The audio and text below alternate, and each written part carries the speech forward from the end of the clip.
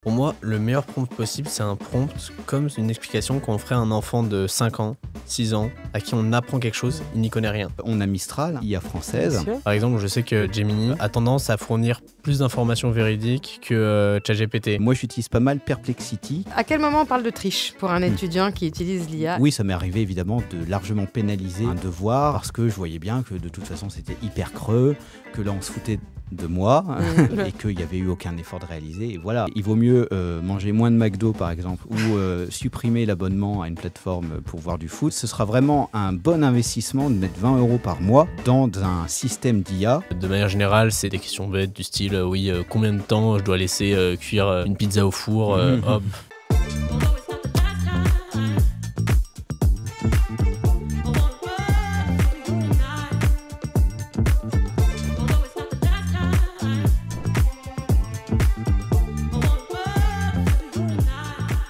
Bonjour et bienvenue dans la Borne Active, le podcast présenté par Les Belles Années. Aujourd'hui, sujet très intéressant, l'IA, l'intelligence artificielle. Un outil révolutionnaire pour certains, une menace pour d'autres. Et donc, je suis ravie d'avoir Romain Lesage à nos côtés. Bonjour. Romain, bonjour. Tu es maître de conférence. Tu vas nous parler un petit peu plus de ce que tu fais, de tes sujets et de comment, toi, tu observes l'utilisation de l'IA, finalement, au sein des étudiants, surtout qui l'utilisent. Et Adrien, rappelle-moi ton cursus exactement, parce qu'il y avait beaucoup d'acronymes dedans. Donc, je suis dans une filière commerciale, c'est-à-dire que j'ai commencé par une école de commerce avec une spécialité marketing digital. Ouais. Et là, je me réoriente faire un BTS NDRC dans la vision de faire ensuite un BBA, donc c'est un diplôme anglo-saxon et français pour pouvoir m'ouvrir au maximum au reste du monde. Très bien, donc toi, c'est le digital. C'est ça, c'est digital. Alors, commerce, vraiment la filière commerce à fond et avec un intérêt pour tout ce qui est le marketing digital, on va dire. Très bien. Alors, première question à notre étudiant, est-ce que tu utilises l'IA? Oui, plutôt fréquemment même. Plutôt fréquemment, c'est-à-dire je sais que écologiquement, c'est pas fou, mais j'ai tendance à vouloir avoir un résultat, une question plutôt rapidement.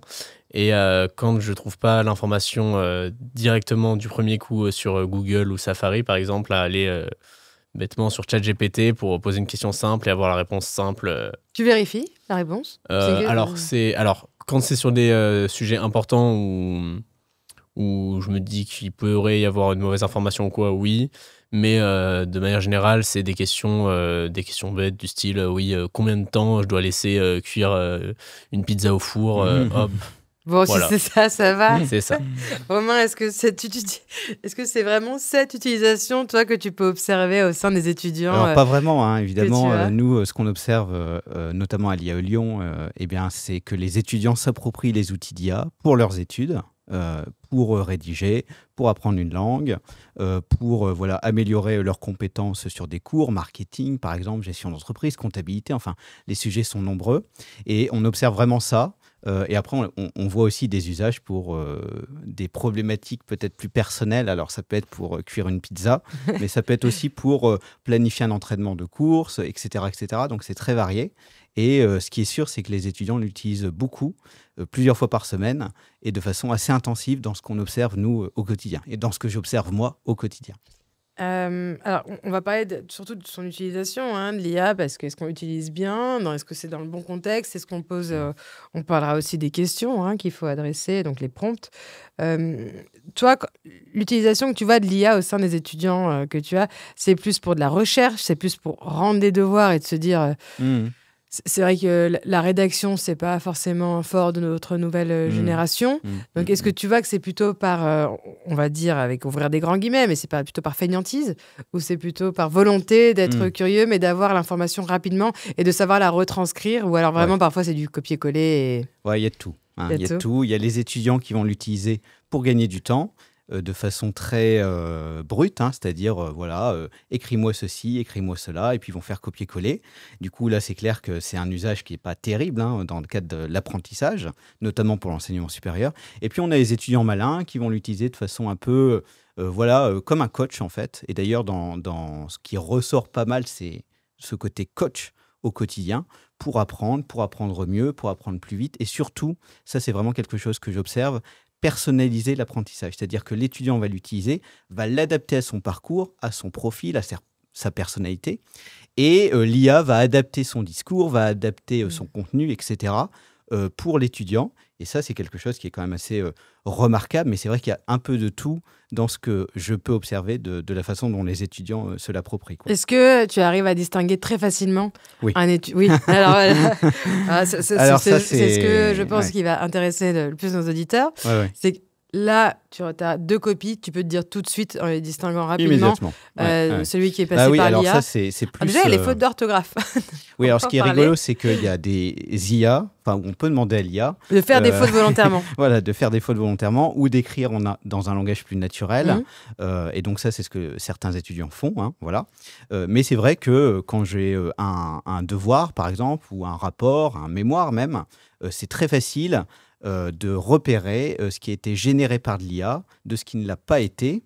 Parfois, c'est uniquement de la reformulation, et donc l'étudiant a quand même travaillé en amont et a demandé à l'IA de reformuler, donc ça, c'est pas évident de le savoir, mais voilà, on peut supposer ça, et c'est clair qu'on peut largement détecter, grâce à l'œil humain, notamment, ce qui a été produit par l'IA. Ouais, ça, parce qu'avant, parce que moi j'ai passé mon bac il y a un petit moment déjà, et quand j'étais en université, c'était surtout le plagiat dont les profs se méfiaient beaucoup.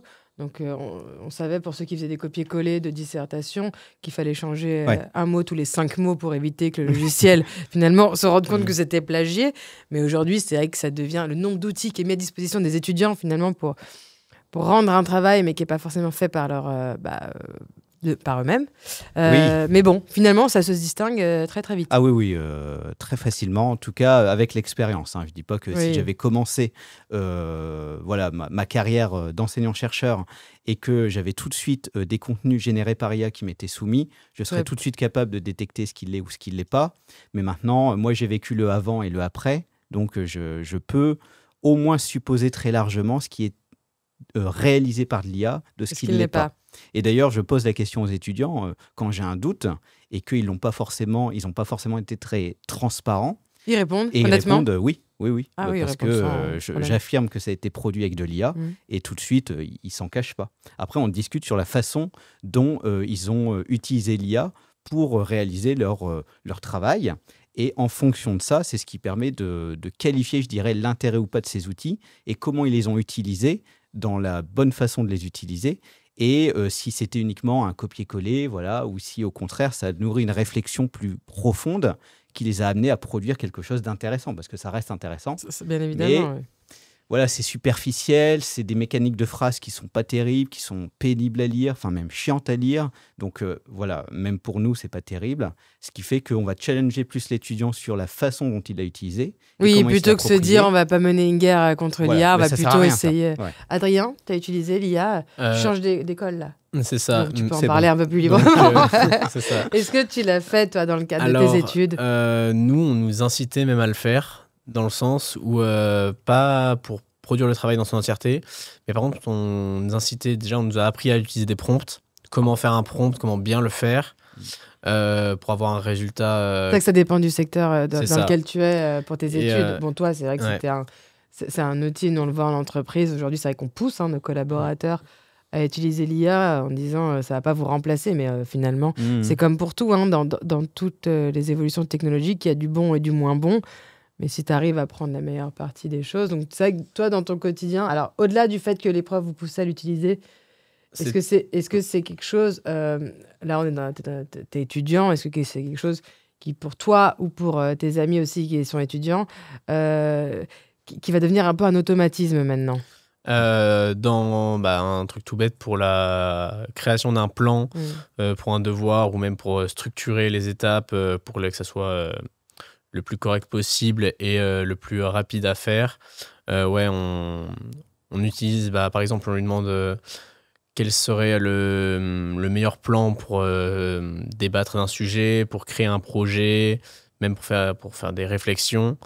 Et ou même on s'en sert aussi beaucoup comme support, dans le sens où avant on aurait utilisé Wikipédia par exemple pour faire des recherches, pour alimenter et avoir davantage d'informations.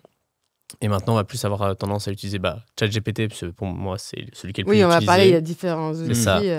Et ouais, pour avoir même penser à des choses auxquelles on n'aurait pas pensé, dans le sens où on dit on a déjà ça, ça, ça et ça en tête, qu'on veut mettre dans notre devoir. Qu'est-ce que tu penserais qu'il faudrait rajouter? Qu'est-ce qui serait intéressant à rajouter, qui pourrait apporter un vrai plus? Vu comme ça, c'est vrai qu'il y a beaucoup d'étudiants quand même qui, devant une feuille blanche, c'est compliqué de se motiver, c'est compliqué de s'y mettre. Et alors, ça peut être une aide, finalement, quand tu as juste besoin, finalement, de te lancer pour structurer un petit peu ta pensée. Mais après, effectivement, il ne faut pas en abuser. Si tu rends quelque chose que tu n'as pas, rédigé toi-même, face à un examen, tu n'auras pas d'outils. Il ne faut pas en devenir prisonnier, en fait. Donc là, je me retrouve pas mal dans ce que tu dis. C'est vrai que si on arrive et qu'on fait du copier-coller, ça ne sert pas à grand-chose. En revanche, moi, je dis toujours, c'est comme au ping-pong. C'est-à-dire que l'IA, il faut lui envoyer une balle, elle nous la renvoie, on lui renvoie, etc. Et quand on co-construit comme ça, un peu pour un plan ou autre chose, tout de suite, ça devient hyper puissant. Mais il faut apprendre à le faire. Et c'est vrai que la tentation, parfois, peut être de dire fais-moi un SWOT ou fais-moi une analyse concurrentielle de telle entreprise, machin. Mais si on ne dialogue pas avec, ou si on ne l'utilise pas... Tu vas avoir quelque chose de très superficiel, très en surface. Et puis en fait, qu'est-ce qu'on va apprendre? Pas grand-chose. Et si on poursuit des études pour tout déléguer à une IA, le marché du travail sera impitoyable après et il fera son job, quoi. Donc moi, je dis toujours ça aux étudiants. Donc ça me rassure d'entendre ça. Et c'est bien aussi que les profs poussent. Parce que moi, je connais des profs qui... apprendre à s'en servir, finalement. Ouais, mais on a des profs qui, au contraire, sont assez réfractaires. Et puis, on a ceux qui vont pousser pour l'utilisation. Moi, j'en fais partie. Mais c'est vrai que c'est des outils qui sont là, qui sont gratuits en grande partie. Enfin, on ne peut pas faire grand-chose contre cette vague, si ce n'est accompagner et surtout aider les étudiants à l'utiliser pour que ce soit au service de leur réussite, de leur apprentissage. Donc ça, c'est vraiment une clé. C'est ça peut être aussi un gain de temps pour certains. Encore une fois, oui, non. J'ai pas 60 ans, mais moi, quand il fallait rendre des copies, il fallait aller à la BU, quoi. Sinon, tu n'avais pas de ChatGPT à qui tu pouvais poser toutes tes questions. Et donc, ça permet aussi de gagner du temps. Ça permet aussi parfois d'être un moyen économique pour des étudiants qui ne peuvent pas s'acheter tous les manuels, parce qu'on sait que les manuels en études supérieures coûtent parfois très cher. Surtout quand c'est le prof qui impose son propre manuel et qu'il a rédigé. Je dis par expérience qu'on avait. Moi, j'étais en droit, donc j'avais beaucoup de manuels qui coûtaient jusqu'à 200-300 euros rédigés par ton prof. Et tu te dis, un étudiant, il a déjà du mal à boucler ses fins de mois. Donc, c'est vrai que ça peut être une aide, mais c'est comme pour tout, finalement. C'est dans la modération. Et c'est savoir... Alors, plus que la modération, c'est savoir l'utiliser. Oui, c'est ça. Et on dit gain de temps. Moi, je dirais plutôt gain de productivité. C'est-à-dire qu'avec l'IA, on est plus productif. Mais on peut avoir tendance à faire plus de choses du coup, et les journées font que 24 heures, ce qui fait que on l'utilise pour gagner en productivité, et au final, on fait plus de choses dans un temps qui était le même, qui reste le même. Parfois, tu peux te perdre. C'était une des questions. Il peut y avoir une vraie fatigue. Est-ce que l'IA finalement permet de gagner du temps, ou tu as une fausse impression d'efficacité, mais parfois, en un même laps de temps, tu n'auras rien produit en utilisant l'IA parce que tu seras allé un petit peu de partout, trop loin. Que si tu avais engagé ta propre réflexion pour recommencer. C'est comme ce qu'on disait tout à l'heure, ça dépend vraiment de l'utilisation de l'étudiant, de l'IA, parce que pour moi, il y a une infinité de manières de l'utiliser, parce que l'IA, en soi, elle a une source de connaissances presque infinie. Déjà, depuis qu'elle peut aller faire des recherches sur Internet ou autre. Donc, comme on disait tout à l'heure, je pense que pour certains, ça peut être un vrai gain de temps, mais pour d'autres, ils peuvent se perdre dans trop d'informations, justement, et ne plus savoir lesquelles choisir, vouloir trop en mettre, et sur un devoir de 4 heures, on n'a que 4 heures. Et si on prend toutes les références qu'il y a sur Internet, les 4 heures suffiront pas. Oui, et puis je rebondis sur la question des manuels. Alors, c'est vrai que l'IA permet d'accéder à énormément de contenu. Parfois du mauvais contenu aussi, ou faux, on pourra peut-être en reparler. Mais les manuels, ça pose la question des droits d'auteur pour l'IA, donc ça c'est encore un autre sujet, et d'accéder à de l'information qui soit de la bonne information. Et la bonne information, elle est payante. Alors du coup, déjà quand on opte pour une IA et qu'on paye, c'est pas la même qualité en retour et en utilisation que si on ne paye pas, ça il faut le savoir. Et ensuite, ça ne veut pas dire qu'on oublie la BU, on oublie, des magazines ou des abonnements qui peuvent être payants. Tout ça, c'est un tout. Il faut réussir à avoir cet ensemble qu'on met au service vraiment de sa formation, de son diplôme. Donc attention, parce qu'il y a des sujets, on parlait d'éthique aussi, Tout ça, ça pose des questions. Et surtout, on va en parler, donc il y a différentes IA, et d'une IA à une autre, tu poses la même question, tu n'as pas forcément la même réponse. Donc, c'est quoi les IA les plus utilisées, en tout cas, selon chacun d'entre vous? Pour moi, toi, tu utilises quoi? Déjà, ChatGPT restera la première. Okay. Après, d'après ce que j'ai pu remarquer, c'est que chacune des IA est meilleure dans un domaine ou un autre. Par exemple, je sais que Gemini a tendance à fournir plus d'informations véridiques que ChatGPT. ChatGPT, il est un peu ton meilleur copain qui veut pas te froisser, quoi. Il a tendance à donner assez souvent raison.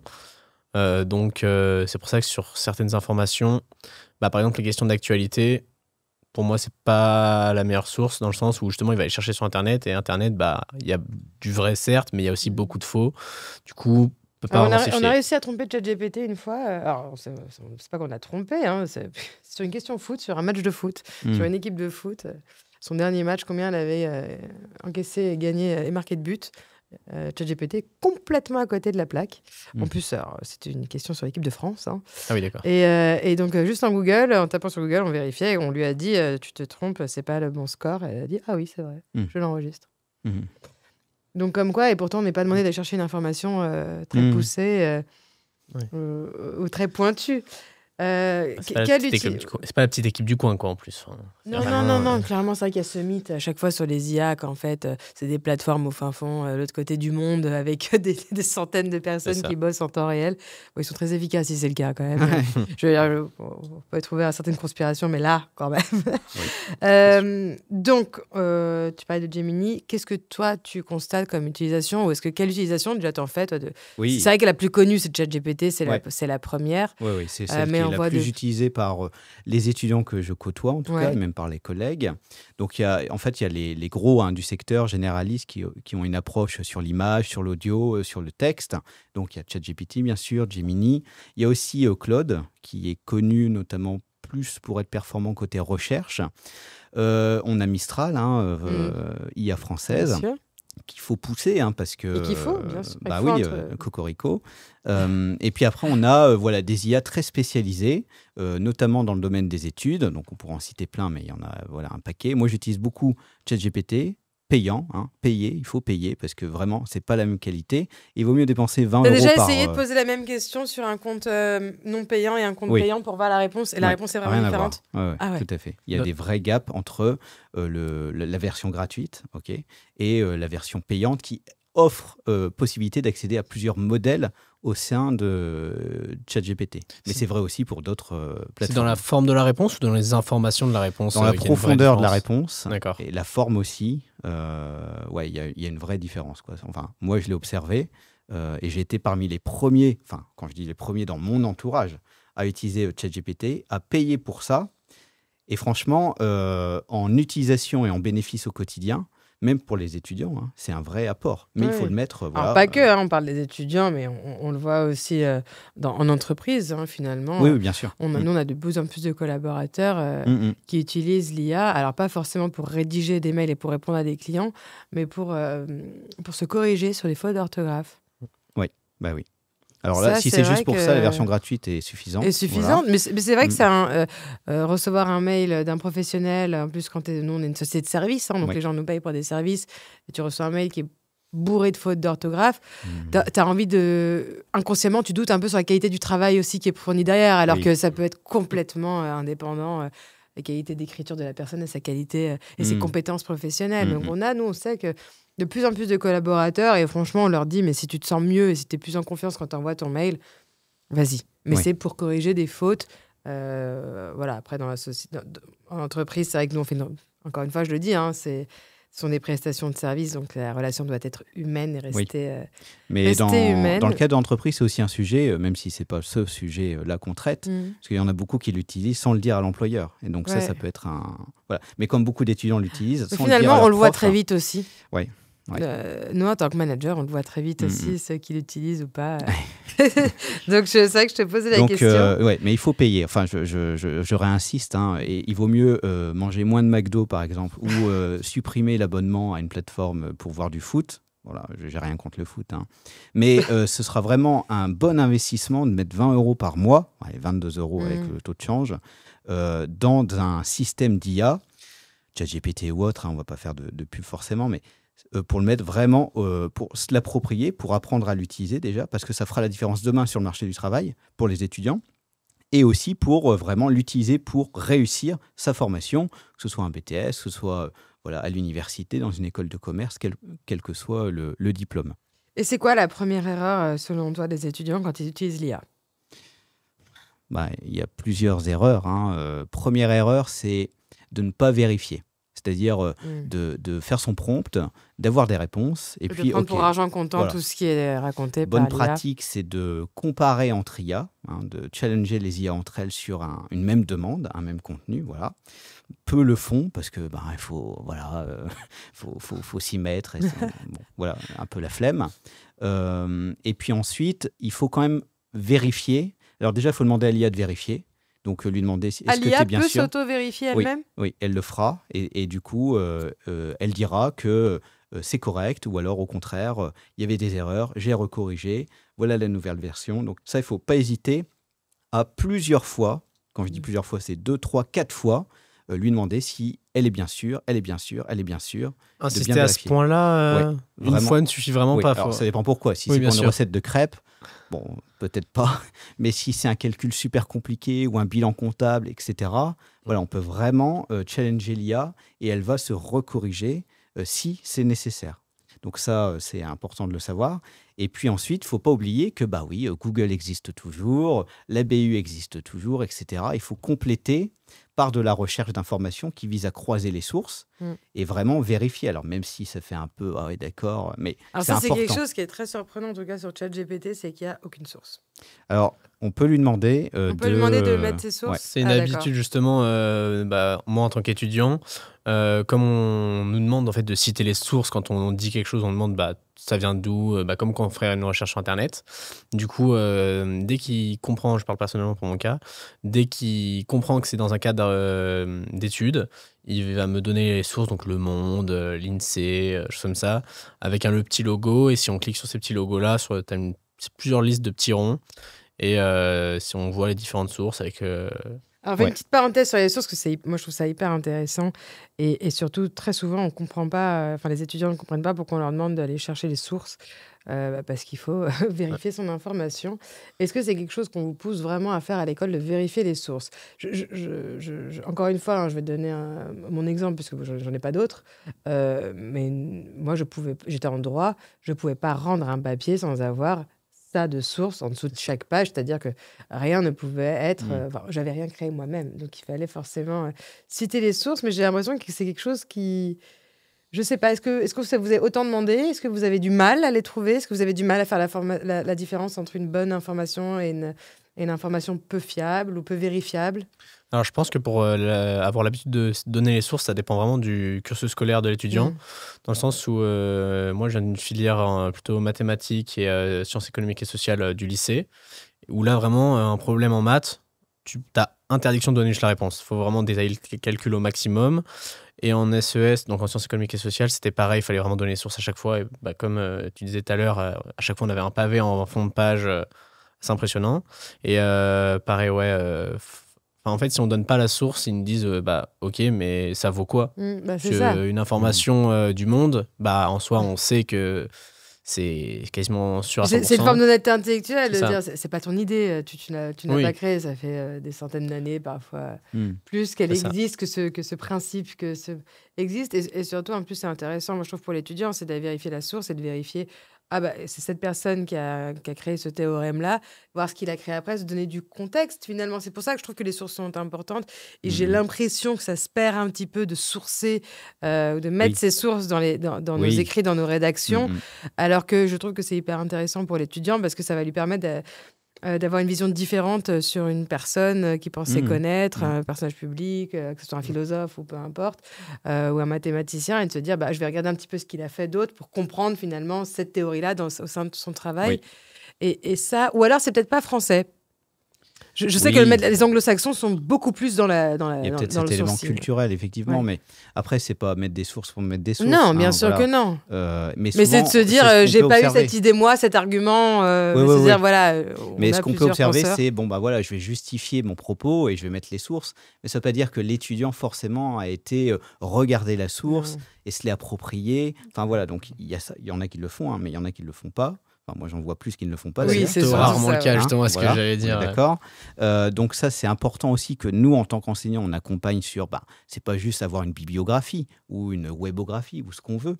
C'est comment est-ce que les données qu'on a trouvées, qu'on a justifiées, qui sont pertinentes, ensuite, on fait une analyse et puis qu'est-ce qu'on en retire. Donc ça, c'est un travail, c'est notre job.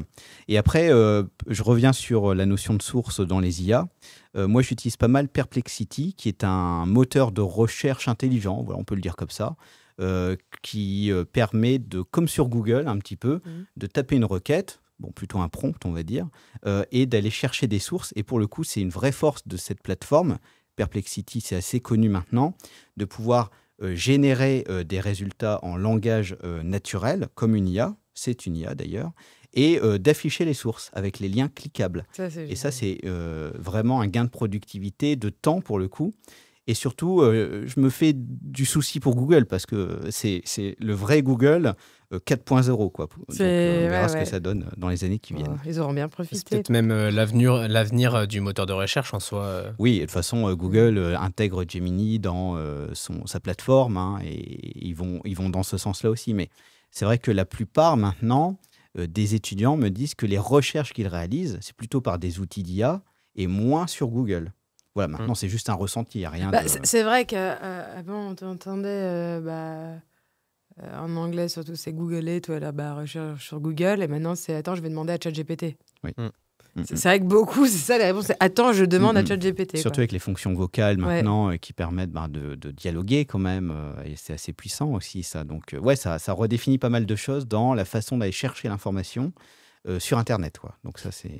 Et du coup, en parlant des limites un petit peu de l'IA, est-ce que vous pensez que ça pousse à réfléchir ou au contraire à moins réfléchir, à moins développer un esprit critique, de dire je prends pour argent comptant ce que ChatGPT me raconte et je pense, moi, dans tous les cas, à partir du moment où on a un outil comme une canne qui nous sert à faire un devoir, dans tous les cas, ça va être une lacune qu'on va avoir avec le temps et on va s'habituer à l'avoir.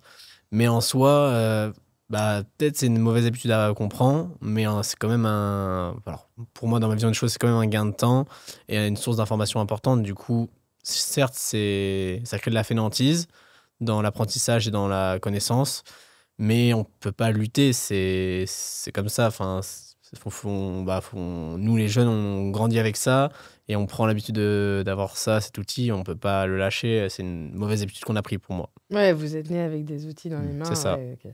Et toi, du coup, Romain, tu penses que ça pousse à moins réfléchir ou ça développe l'esprit critique ? Oui, ça pousse à moins réfléchir. Ouais, d'accord, ouais.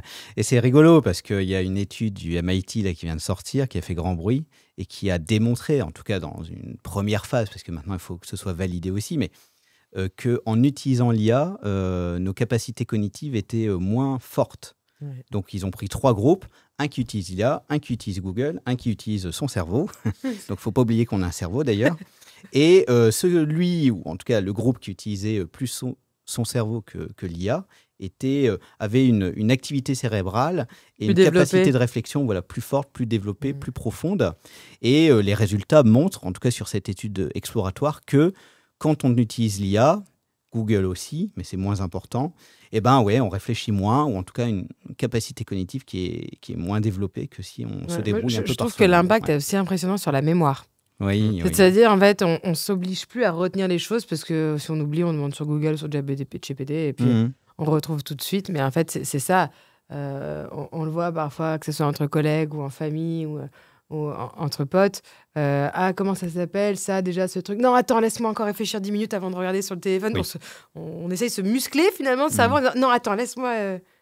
je vais essayer de réfléchir, finalement, plutôt que d'utiliser la méthode la plus rapide, mais qui est pas forcément la méthode plus efficace pour nous, êtres humains, quoi. Ouais, du coup, voilà, ça pousse à moins réfléchir naturellement. Mais heureusement, on peut lutter contre ça. Et c'est pour ça qu'il faut apprendre à l'utiliser. Oui. Et il faut que les étudiants... Il ne faut pas être complètement réfractaire, se non, dire non, pas non, du tout. non. Et les choses vont dans le bon sens. Les élèves de 4e et de seconde aujourd'hui ont une formation à l'IA, alors qui peut être améliorée et qui sera améliorée certainement. Mais on va dans le bon sens. Il faut apprendre à se saisir de ces outils et à les utiliser. Nous aussi, on a ce rôle en tant qu'enseignants, déjà pour nous et puis pour les étudiants. Mais c'est sûr que si on l'utilise dans une version très passive, bon, bah oui, on va... Je ne savais pas que certains élèves au collège, lycée C'est récent. étaient formés dessus, mais je trouve ça génial et j'aurais adoré qu'on fasse ça avec les réseaux sociaux aussi. Oui.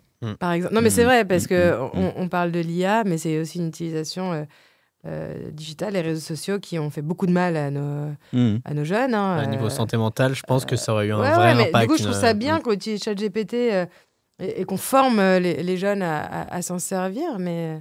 Oui, en tout cas, il faut les accompagner. Quel dommage de ne pas avoir fait ça pour les réseaux sociaux. Bon, c'est jamais trop tard, hein, si quelqu'un du gouvernement nous regarde, c'est jamais trop tard. S'il vous plaît, les jeunes en ont besoin. C'est important de leur expliquer les limites et les conséquences des réseaux sociaux. Oui. L'anonymat n'existe pas forcément tout le temps sur les réseaux sociaux. On ne peut pas tout se permettre non plus. Quand même, ouais. À quel moment on parle de triche pour un étudiant qui utilise l'IA? Est-ce que toi, ça t'est déjà arrivé de rendre une copie à 0 en disant là... c'est pas ton travail, il n'y a pas eu de réflexion. De rendre des copies à 0, oui, mais pas forcément à cause de l'IA. Parce que déjà, moi, j'aime bien avoir le côté devoir sur table, l'étudiant livré à soi-même, sans outils. Et je trouve que c'est une forme d'évaluation qui est intéressante, mais pas que ça, évidemment. Oui, ça m'est arrivé, évidemment, de largement pénaliser un devoir parce que je voyais bien que, de toute façon, c'était hyper creux, que là, on se foutait de moi et qu'il n'y avait eu aucun effort de réaliser. Et voilà. L'étudiant, il le comprend ou il essaye de... une fois qu'on le met un peu au pied du mur, il n'y a pas besoin de travailler longtemps. Mais après, pour moi, une question à se poser aussi, c'est que je pense que chaque professeur a sa limite de tolérance. Dans le sens où, toi, peut-être, tu tolères totalement qu'il y ait un vrai travail de l'élève, mais avec une assistance de l'IA. Mais comme on en parlait tout à l'heure, j'ai aussi eu un ou deux professeurs qui étaient vraiment... c'est pas de... Carrément, on n'aurait pas le droit au PC, alors qu'on faisait tous nos partiels sur PC, où ils sont vraiment réfractaires, et c'est vraiment 0% d'IA, tandis que d'autres, c'est...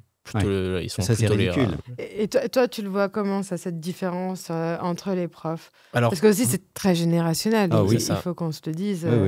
Tu nous diras un petit peu, Romain, au niveau de tes collègues. Mais et toi, au niveau des profs, c'était aussi quelque chose qui était générationnel, les profs un peu de l'ancienne école qui étaient plutôt réfractaires et les nouveaux, ou alors pas du tout, pas forcément une question d'âge? Pour moi, justement, ça dépend de ça, mais pas que. Ça dépend aussi beaucoup de la matière enseignée. Dans le sens où, je sais pas, par exemple, en codage, le prof, il nous disait, ça sert à rien, parce que l'IA va tout vous faire, vous allez juste faire un copier-coller du code, et ça, limite, il pourra le voir sans trop le voir, parce que c'était pas du codage non plus hyper avancé. Mais dans des matières comme l'entrepreneuriat, justement, où là, on a vraiment besoin d'avoir des sources, choses comme ça, là, c'était presque une obligation, pas de l'utiliser à 100% bien sûr, mais de travailler avec.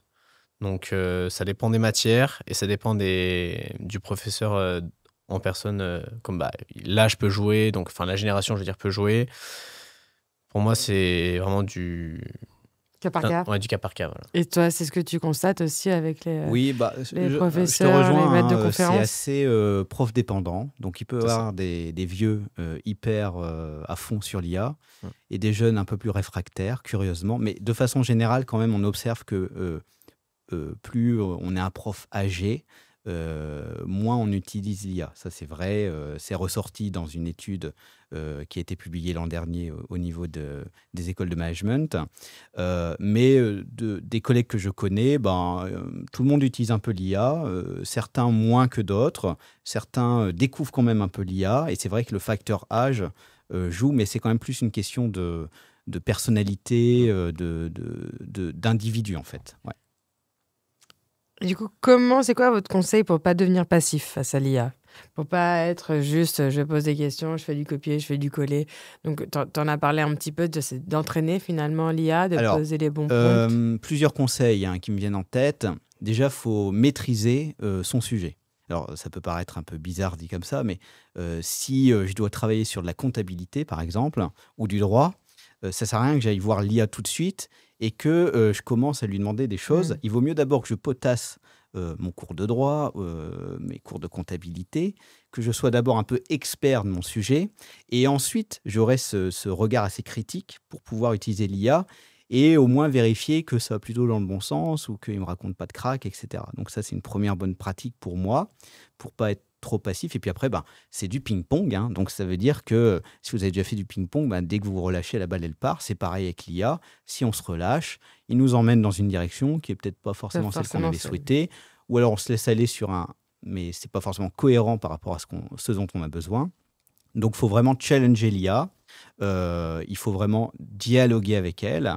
Et ça, c'est quelque chose qui va permettre de ne pas être passif, justement, et surtout d'avoir toujours ce regard critique. C'est-à-dire qu'à chaque fois que j'ai une réponse, est-ce qu'il ne me raconte pas des cracks? Parce Est-ce que c'est vrai? S'il n'y a pas une base, finalement, au départ, ça va être compliqué. Tu peux poser la question que tu veux à ChatGPT, elle va te répondre ce qu'elle a envie de te répondre.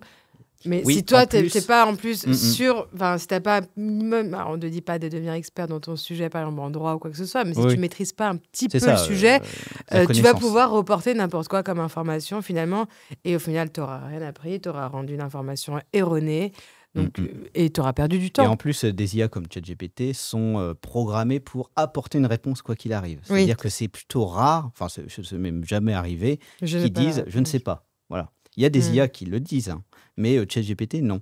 Donc, il va parfois inventer, halluciner, on dit, sur des réponses qui sont complètement fausses. Hein, du coup, c'est dans ces cas-là où on retrouve vraiment des réponses fausses qui n'ont rien à voir avec la réponse attendue, comme ça. Ouais. Oui. Quelles compétences humaines restent pour vous quand même irremplaçables? J'en ai une qui me vient directement en tête. Pour moi, c'est la créativité. Pour moi, il y a un métier que l'IA ne pourra pas remplacer. C'est par exemple un designer qui fait, que ce soit un designer qui fait des vêtements, des meubles, des maisons. Parce que pour moi, l'IA, elle se base sur des choses qui existent déjà pour donner une information ou donner une réponse. Mais partir de rien, partir d'une feuille blanche, c'est ça. Pour moi, partir d'une feuille blanche et créer vraiment quelque chose d'unique qui est nouveau, vraiment nouveau. Pour moi, l'IA ne peut pas le faire seule pour l'instant. Je pense que ça va amener à être changé. Parce que c'est quand même assez impressionnant quand on voit ce qu'ils arrivent à faire. Ouais, mais... VO5, VO3, je sais plus là, on est pour ChatGPT. Non, tu sais, la nouvelle IA par Google qui fait des mini-films ultra réalistes, des choses comme ça. Encore une fois, pour moi, c'est une base de données qu'elle a et elle crée par rapport à cette base de données. C'est comme il y a eu un scandale par rapport à ChatGPT, je ne sais pas si vous voyez, mais il y a un art japonais particulier où, surtout sur les réseaux, et pas mal de gens leur demandaient d'avoir leur portrait dans ce type d'art-là. Et comme on disait tout à l'heure, ça posait un problème par rapport au droit, pas à l'image, mais... droit d'auteur. Droit d'auteur, c'est ça, parce que c'était vraiment un style artistique particulier qui appartient à un studio particulier japonais. Et ils ont clairement fait des procès. Finalement, c'est vrai que c'est du copier, quoi. Ça va chercher des informations un peu de partout, mais ce qu'on peut se donner, nous, comme... finalement, un peu pas comme conclusion du podcast, mais comme conclusion de cette discussion-là à l'heure actuelle, c'est de se dire... Elle va chercher l'information quelque part. C'est ça. Oui. Elle n'invente rien. Elle n'invente rien, elle ne réfléchit pas par elle-même. Et en plus, elle est entraînée et parfois orientée. Ouais, ou elle reproduit des stéréotypes, voilà, ou des préjugés. Parce que j'allais dire, il y a des questions. Alors, ChatGPT est entraîné à toujours répondre, mais il y a des questions auxquelles les IA ne répondent pas aussi. Oui. Donc, c'est pour dire que voilà, ayez votre une pensée libre. Hein, soyez libre de penser et d'avoir votre propre opinion, parce que l'IA a parfois une ligne. Je vais dire une ligne éditoriale à suivre, mais c'est ce qui se passait avec Google. C'est pas tout à fait ça, mais quand même, il y a des sujets que certaines IA ne veulent pas traiter. Quand il n'y avait pas encore les IA, mais que Google, on disait toujours, attention, parce que la bulle Google, elle nous enferme dans quelque chose qui nous correspond bien. Et il fallait en sortir. Là, c'est pareil. Si on utilise que Gemini ou ChatGPT ou autre, on va être dans une bulle. Hein. En plus, on peut personnaliser l'IA pour qu'elle puisse mieux nous connaître, adapter ses réponses à notre profil. Donc ça, c'est des choses qu'on peut faire. Mais si on reste sur un même chemin, le danger, c'est que on reste sur ce chemin. Avec des IA, parfois, on n'a pas parlé de DeepSeek, par exemple, l'IA chinoise, qui a fait beaucoup parler d'elle, mais qui est intéressante aussi, parce que c'est notre culture, c'est notre approche. Mais qui aura ses propres limites par rapport à des modèles occidentaux qu'on connaît plus, ou français, pour citer, revenir sur Mistral, par exemple. Où sont les utilisations d'outils français? Mistral, c'est l'IA française. Je n'ai jamais utilisé l'IA. Comment est-ce que je pose la bonne question? Parce que souvent, on peut se dire, c'est vrai que tu l'as dit tout à l'heure, et souvent on voit les 2 premiers mots, c'est écris-moi ou rédige-moi. C'est quoi un bon prompt? Pour moi, un bon prompt, il doit vraiment être hyper précis. Pour moi, le meilleur prompt possible, c'est un prompt comme une explication qu'on ferait à un enfant de 5 ans, 6 ans, à qui on apprend quelque chose, il n'y connaît rien. Moi, je pars de ce principe-là pour faire un bon prompt. Et au moins, je sais, je l'emmène vraiment dans la bonne direction. Mon prompt, certes, il va faire une grosse dizaine de lignes, mais j'aurai mon axe de réponse, ce que je veux vraiment de précis, quoi. Et au moins, il partira pas n'importe où, il me donnera pas n'importe quelle réponse, quoi. Pour moi, c'est vraiment ça. Toi, Romain, tu Oui, es alors c'est d'accord une avec très ça? bonne question parce que ce qu'on appelle le prompt engineering, c'est-à-dire la capacité à savoir bien prompter, qui est une vraie compétence aujourd'hui pour bien maîtriser les IA, Ouais. c'est crucial. Voilà. Donc, un bon prompt, c'est quoi? Tout à fait, c'est quelque chose qui est très précis. J'irai plus loin, il faut lui donner un rôle, c'est-à-dire, voilà, tu es coach sportif, tu es l'un des meilleurs enseignants en histoire de l'art que je connaisse. Bon, voilà, ça c'est le rôle, et il faut le challenger là-dessus. Il faut vraiment lui Lui donner. donner un contexte, en fait. Lui lancer des finalement, fleurs ouais. aussi, ça, ils aiment bien. Ça marche bien? Ouais, ça marche bien. Ah, ok. Et j'irai même plus loin après. Ensuite, donc le rôle, le contexte. Il faut lui donner le contexte. Les objectifs, ça c'est hyper important de lister les objectifs. Et puis ce qu'on attend de lui précisément. Enfin voilà. Et donc effectivement, on peut avoir des prompts de quelques lignes, une dizaine de lignes, mais c'est pas rare d'avoir des prompts de 50 lignes, voire plus. Oui, c'est peut vrai que souvent on se enregistrer. dit j'utilise ChatGPT ou l'IA en n'importe quel autre outil. En fait, je pose une question courte et j'ai une réponse longue. Et en fait, plus on veut quelque chose de précis, plus il faut peaufiner finalement son sujet. Oui, et puis ça va demande. même lui permettre d'aller vraiment tout de suite sur ce qui m'intéresse. Voilà. Et après, je retravaille. Parfois, je lui demande aussi, selon l'IA que j'utilise, je lui donne mon contexte et je lui demande de me rédiger le prompt qu'elle pense être le meilleur pour répondre à ma demande. Et quand tu utilises le prompt, après, est-ce que tu Et après, as je la le réponse? copie, je le colle, je le modifie, je l'améliore, et je peux faire ça plusieurs fois. Et du coup, ça permet d'avoir un vrai bon prompt à la fin, en tout cas qui peut être bien. Et on l'enregistre, bien sûr, parce que si on se retape le prompt régulièrement, c'est pénible. Ah, c'est quand on a un compte payant? On peut enregistrer non, ces prompts, on l'enregistre sur son tableur Excel ou sur un document Word. Même tout sur simplement. ChatGPT, on a une barre à gauche, une historique de recherche, on peut appeler ça comme ça, où vraiment il a un titre. Donc par exemple, ça peut être le marketing digital. Tu peux garder un peu tes recherches finalement et te créer exactement. ta propre bibliothèque. L'avantage, c'est que les IA, elles stockent tout, même si c'est plusieurs recherches différentes, elles stockent tout ça et ça fait partie d'une seule. En fait, ça fait partie de toi. C'est ta version IA, quoi, de tes recherches. Qui pose un autre enjeu sur les données personnelles, mais ça, c'est autre chose. On y reviendra peut-être après. Par rapport à. Oui, je pense que tu parlais de ça quand tu parlais de. Tu as peut-être fait allusion à l'IA chinoise. Le gros débat qu'il y a eu, c'était le débat de confidentialité.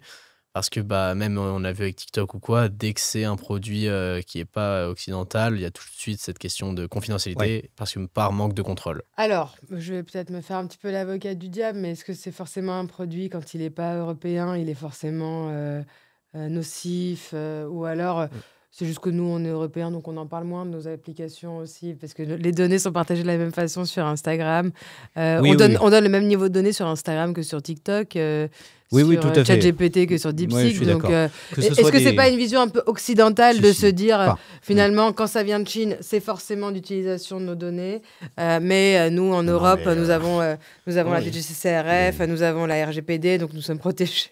Surtout qu'en soi, on peut pas y faire grand-chose. Ça paraît un petit peu limité comme... Face aux gens américains. Et puis que ce soit l'américain ou le chinois, ils se gavent. Mais bien sûr, on est d'accord. Même s'il y a un cadre RGPD, effectivement.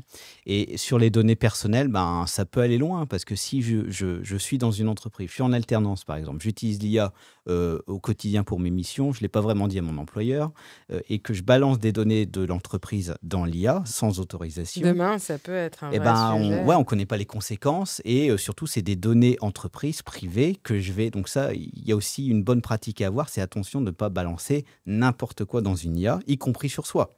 Parce qu'on a vu aussi alors c'est des cas extrêmes, mais parfois des personnes qui sont laissées un peu emprisonnés dans une approche très émotionnelle de l'IA et qui sont laissés accompagner avec parfois des sentiments presque amoureux, des vrais sentiments. Alors ça c'est un vrai sujet. On en parle. Je fais juste une petite parenthèse finalement sur l'IA et sur les données. Les conséquences sont les mêmes que finalement sur les réseaux sociaux, quoi. Il faut faire attention. Alors c'est vrai que sur les réseaux sociaux, on a l'impression que parce qu'on publie une photo de nous, alors on est responsable, mais sur l'IA, la photo risque finalement d'être utilisée de la même façon que quand on l'a postée sur TikTok. Tout ce qu'on met est pour le modèle. Donc, pour moi, déjà, à partir du moment où un service est gratuit, on est le produit, donc il faut faire attention à tout ce qu'on ça, c'est extrêmement tout ce vrai. qu'on donne comme information, données, photos, vidéos, audio. À partir du moment où le partage sur une IA ou sur un réseau social, il ne nous appartient plus. Donc, faire attention à ça.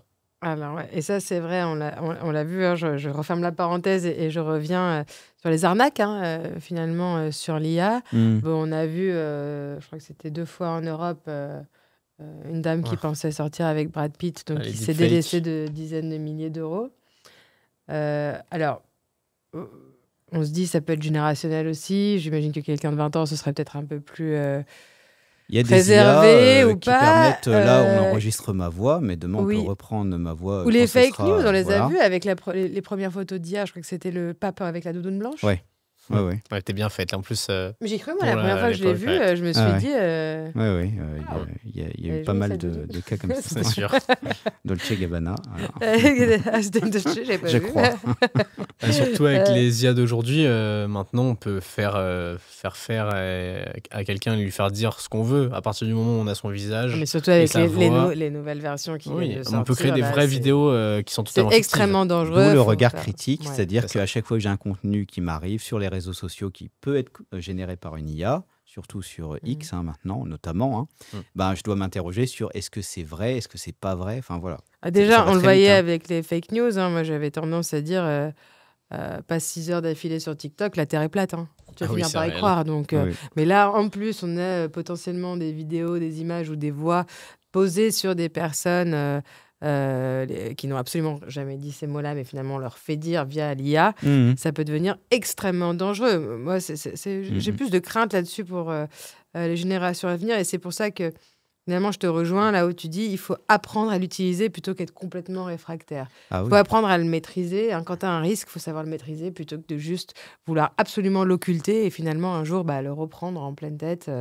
Après, pour moi, là, vraiment, par rapport à l'IA, les générations les plus à risque, on va dire, par rapport à l'information, c'est pas la dernière génération pour moi, parce que nous, on a grandi avec les réseaux sociaux, les fake news et tout. Sur le risque de fake news, c'est plutôt les générations un peu plus âgées. Qui ont été habituées à avoir des médias traditionnels. Et qui ne connaissent pas surtout toutes ces nouvelles formes d'intelligence et qui se disent, mais en fait, c'est impossible, parce que souvent on disait je suis comme saint Thomas, je crois que ce que je vois.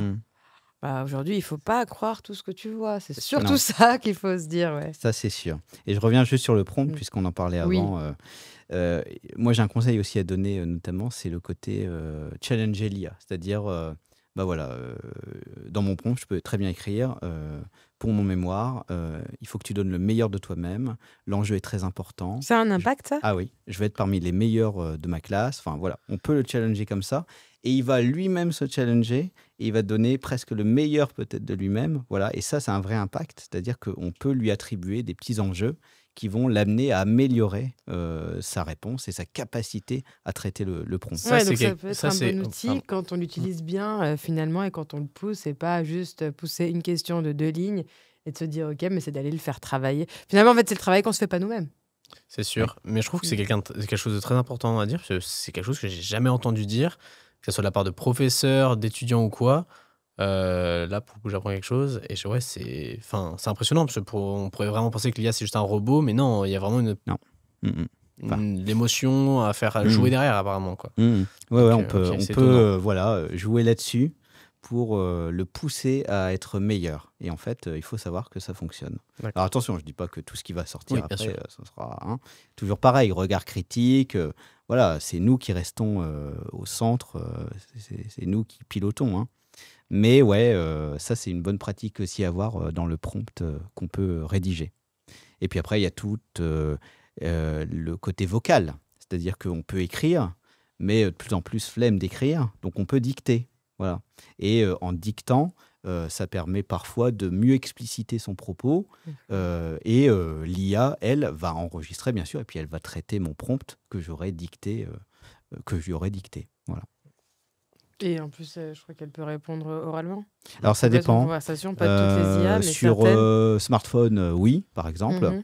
Moi, j'ai déjà testé typiquement pour m'améliorer en anglais avec ChatGPT. Et je lui ai dit, ben voilà, t'es l'un des meilleurs coachs en anglais, etc. Enfin, voilà.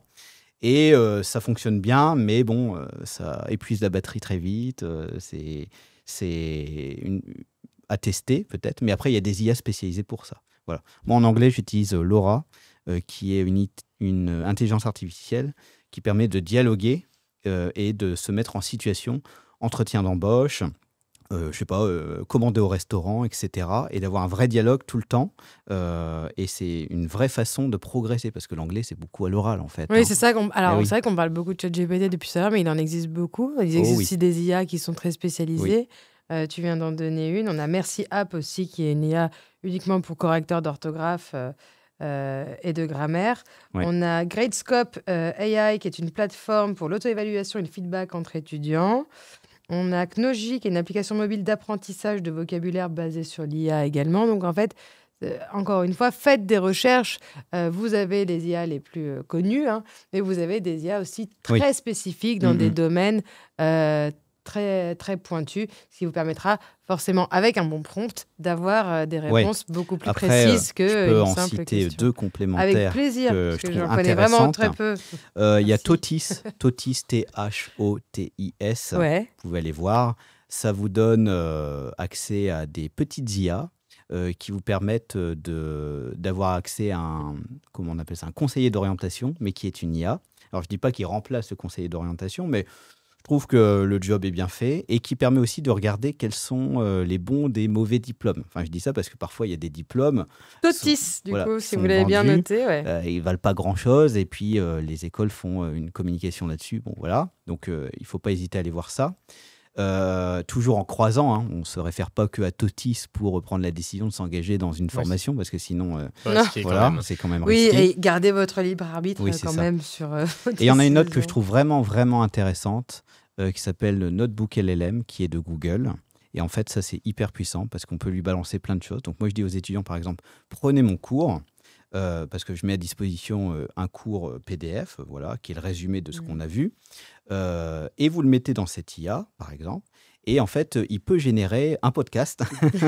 Donc, alors, un peu basique, mais on va avoir 2 personnages qui vont apparaître, et ça peut permettre de réviser et de mieux comprendre certaines notions du cours, ou en tout cas juste de se les remettre en tête avant un examen, de poser des questions si j'ai téléchargé un PDF de 180 pages, par exemple, enfin voilà, on peut faire plein de choses. Notebook LLM, vraiment dans une logique de révision, ou alors pour exploiter des données de plusieurs documents ou d'autres usages. Il ne faut pas hésiter. Et ça, c'est gratuit. Voilà. Mais comme plein d'autres, évidemment. Mais c'est pour dire qu'il y a plein d'outils au-delà des grands classiques qui existent, qu'on connaît bien, mais il ne faut pas utiliser que ça.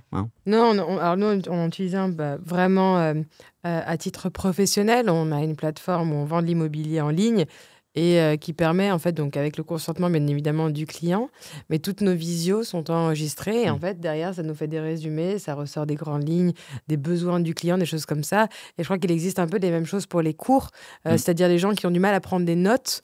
Ça peut être un vrai sujet, surtout que ça soit à l'écrit ou sur ordinateur, avoir du mal, quand on est dans un amphi, à prendre des notes, donc finalement, enregistrer ses cours, pouvoir suivre, parce que, en tout cas, on dit que 50% des connaissances qu'on a, c'est ce qu'on écoute en cours. Et de se dire, allez, avec mon IA, j'ai enregistré le cours, et ça va me permettre d'avoir un compte rendu avec les grands principes qui vont ressortir, les informations importantes à retenir, et de se donner un petit peu un cadre. C'est vrai que c'est un gros sujet, la prise de notes. On ne sait jamais... alors, il y en a qui savent faire ça de manière très, très bien et qui arrivent à se relire, surtout. Et il y en a qui ont beaucoup de mal parce qu'ils vont avoir besoin de rédiger des phrases entières, donc tu perds le fil de ce que ton maître de conférence va dire. Moi, je dirais, il faut demander à une IA ou à plusieurs IA quelle est la bonne méthodologie pour prendre des notes, par exemple. On peut aussi enregistrer le cours, évidemment. Je conseillerais quand même de demander au prof avant. Oui, alors c'est toujours mieux. Dès qu'on enregistre quelqu'un pour tout ou n'importe quoi, de toute façon, il faut demander le consentement.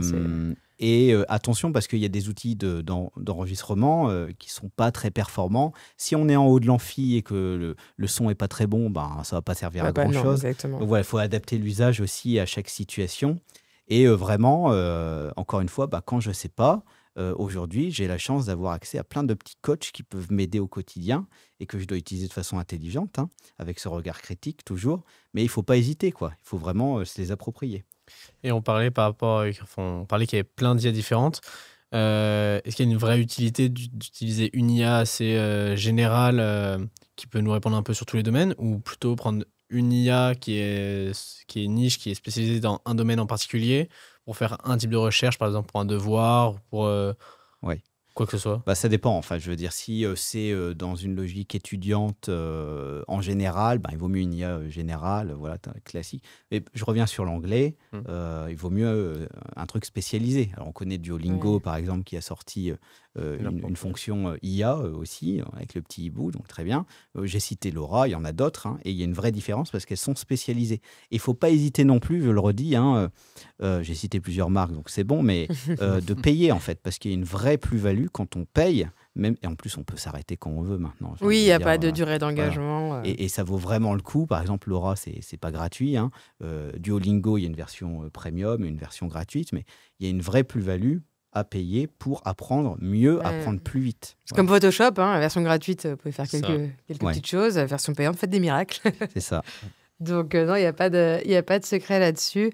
Adrien, est-ce que tu aurais adoré avoir un maître de conférence qui t'incite à utiliser l'IA et surtout qui t'apprend à le faire? Parce que j'ai l'impression que c'est quand même plus ça. Tu donnes beaucoup de pédagogie finalement sur comment le faire. Oui, alors après c'est toujours frustrant. C'est quand même agréable pour un étudiant d'avoir un prof qui dit de toute façon ça va être utilisé, autant qu'ils savent bien le faire, qu'ils sachent bien le faire.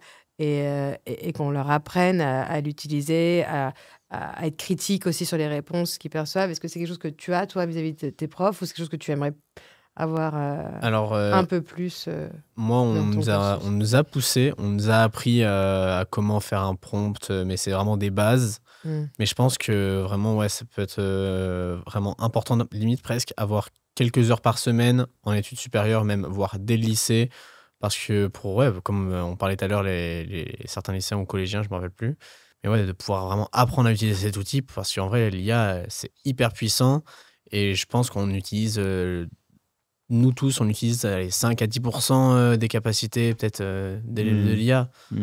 Donc je pense que ça peut vraiment être utile, et même dans la qualité du travail, je pense que ça peut jouer un vrai rôle. Donc je pense que avoir un professeur qui s'y connaît, pas forcément spécialisé pour ça, mais qui s'y connaissent, ça peut vraiment faire la différence. Pour les étudiants, comme pour les entreprises, vraiment, j'aime bien ce que tu dis. L'IA est là, donc autant savoir l'utiliser. C'est comme quand les mails sont arrivés. Beaucoup d'entreprises ont dit non, nous, on continue les courriers. Beaucoup se sont dit, on se met sur les mails maintenant.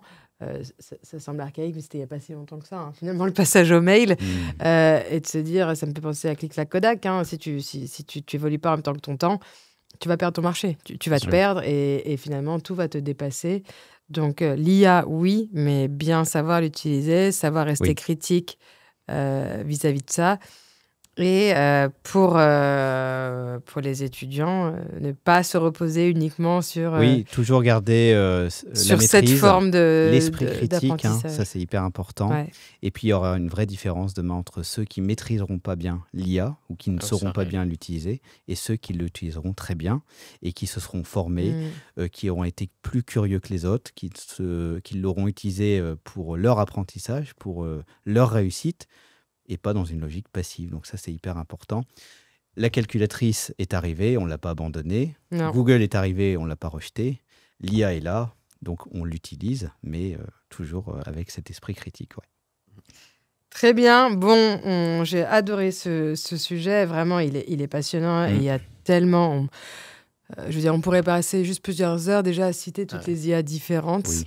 Ça va très vite, ça change très vite. Donc, elles sont vite dépassées, ça évolue tellement vite. L'IA, il y a 1 an et demi, je ne sais pas si vous vous rappelez de les premières vidéos. Mais déjà, il y a 5 ans, on n'en parlait même pas. Oui, je veux dire, certaines sociétés qui travaillaient dessus en parlaient bien évidemment au quotidien, mais Entre nous, c'était même pas. Il y a un an et demi, les vidéos d'IA, c'est quelque chose de difforme, presque une vision d'horreur limite, alors que maintenant, on peut faire des films, peut-être pas des films, mais des vidéos de 15-20 minutes en très peu de temps avec une IA, et ça rend avec une qualité franchement impressionnante. Mais challenger l'IA pour qu'elle soit le plus précise possible. On finit par notre petit vrai-faux, systématiquement. Alors, Romain, on peut utiliser l'IA pour écrire un devoir sans que ce soit considéré comme de la triche. Vrai. Tu l'as dit, on est expert. Ouais. Ça dépend de comment on l'utilise. Il faut que ça soit une source plutôt que juste un devoir qui a été produit 100% par coaching, l'IA. C'est du coaching. L'IA peut inventer des informations sans qu'on s'en rende compte. Oui, totalement. On l'a vu tout à l'heure par rapport au match de foot. Quelqu'un qui ne s'y connaît pas en foot, qui n'aime pas français, par exemple, imaginons qu'il veut juste voir le résultat par curiosité. Et puis il ne le saura jamais s'il ne vérifie pas par lui-même. Très bien, donc il faut systématiquement quand même vérifier. L'IA aide surtout des étudiants le plus en difficulté. Non, c'est faux. Elle aide tout le monde. Ça dépend comment on l'utilise, toujours pareil. Hein. Mais je peux être excellent dans un domaine et l'utiliser pour m'améliorer encore plus. Être une bille dans un domaine et l'utiliser pour m'améliorer encore plus. L'IA peut expliquer un concept mieux qu'un prof parfois. C'est pas ton prof, c'est pas grave. Alors, pour ton cas, non. Non, mais après, je pense que chaque prof est bon dans certains domaines, en particulier même dans son domaine à lui, sur certaines parties. Mais j'ai eu des profs qui étaient franchement pas fous et que une IA pourrait faire, alors peut-être pas les IA d'aujourd'hui, mais d'ici 2 ans, pourrait faire une meilleure qualité de cours que certains profs. Ouais, je suis d'accord. D'ailleurs, bonne pratique, quand on ne comprend pas bien, on peut lui demander de m'expliquer comme si j'avais 5 ans. Enfin, j'exagère peut-être un peu, mais en tout cas, d'adapter son discours. Ça, c'est puissant aussi. Ouais. Oui, et surtout, alors, on va être gentil quand même avec les profs. Parfois, oui, tu ne vas pas forcément avoir le temps d'aller pousser la discussion avec un prof qui donnait un cours à un amphi à 300 personnes, alors que l'IA, tu vas pouvoir lui demander d'aller encore plus loin 10 fois de suite. Elle ne va pas s'agacer, elle ne va pas se fatiguer, elle ne va pas perdre du temps. Parce qu'il y a 300 personnes qui l'attendent pour un amphi, il y a les copies à corriger, les examens à préparer. Donc forcément, après oui, un prof reste humain, donc la qualité peut varier entre un prof et un autre. Et l'IA va remplacer les étudiants qui bossent vraiment. Non, c'est faux. Heureusement d'ailleurs. Ouais, sinon, pourquoi faire des études, quoi. Ouais. Oui, et puis dans ces cas-là, on arrête de faire des enfants, quoi. Ouais, c'est ça. Bon.